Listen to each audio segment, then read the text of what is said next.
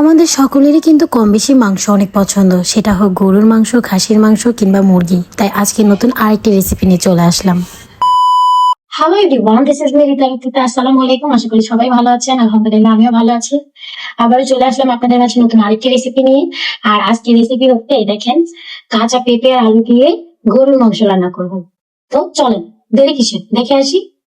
আমার মা খালাদের থেকে শিখেছি গরুর মাংস নাকি বেশি ধুতে হয় না পানি দিয়ে, বেশি পরিমাণ ধুলে নাকি মাংসের যে একটা স্বাদ থাকে এটা নাকি চলে যায়। আমি একটা ক্লিন কড়াই আমি চুলার উপর দিয়ে দিলাম পরিমাণ মতো তেল। এখন দিয়ে দিলাম পেঁয়াজের পরিমাণটা সবসময় গরুর মাংসতে একটু বেশি দিতে হয়। এখন দিয়ে দিব আদা রসুন একসাথে মিক্সড করা পেস্ট ছিল, সেটা দিয়ে দিচ্ছি। এখন সামান্য একটু পানি দিয়ে দিব। এখন সুন্দর করে নেড়েচেড়ে কষিয়ে নিব।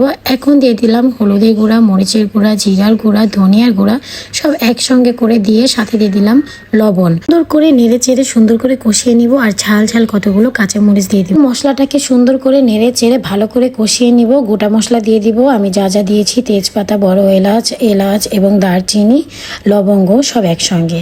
এখন গরুর মাংসগুলো দিয়ে দিব। আমার মা খালারা বলে গরুর মাংস নাকি যত কষানো যায় ততই নাকি টেস্ট লাগে। এখন আমি আলু এবং পেঁপেগুলো সুন্দর করে ধুয়ে ঝরা দিয়ে নিচ্ছি। এই যে দেখেন আমার মাংস থেকে কতটা পরিমাণ পানি উঠেছে।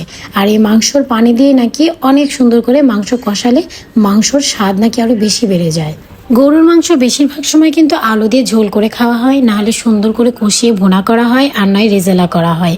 কেউ কখনো পেঁপে আলু দিয়ে খেয়ে দেখেছেন? যারা খেয়ে দেখেননি তারা ট্রাই করতে পারেন। গরুর মাংস খেতে স্বাদের হলেও এটার কিন্তু একটা নেগেটিভ সাইড আছে। গরুর মাংস কিন্তু আমাদের হেলথের জন্য অনেক বেশি একটা ভালো না, এটা আমরা সবাই কিন্তু কম বেশি জানি। আর কাঁচা পেঁপে হেলথের জন্য অনেক উপকার। তো গরুর মাংসের সাথে কাঁচা পেঁপের কম্বিনেশনটা কিন্তু খারাপ হয় না। এদিকে গরুর মাংস নিয়ে আপনাদের সাথে কথা বলতে বলতে দেখেন আমার গরুর মাংসটা ইটস ডান, জাস্ট ওয়াও একটা লুক আসছে। দেখেন আমি সুন্দর করে নেড়ে নিচ্ছি। আর আমার মাংসটা অনেক বেশি সফট হয়েছে।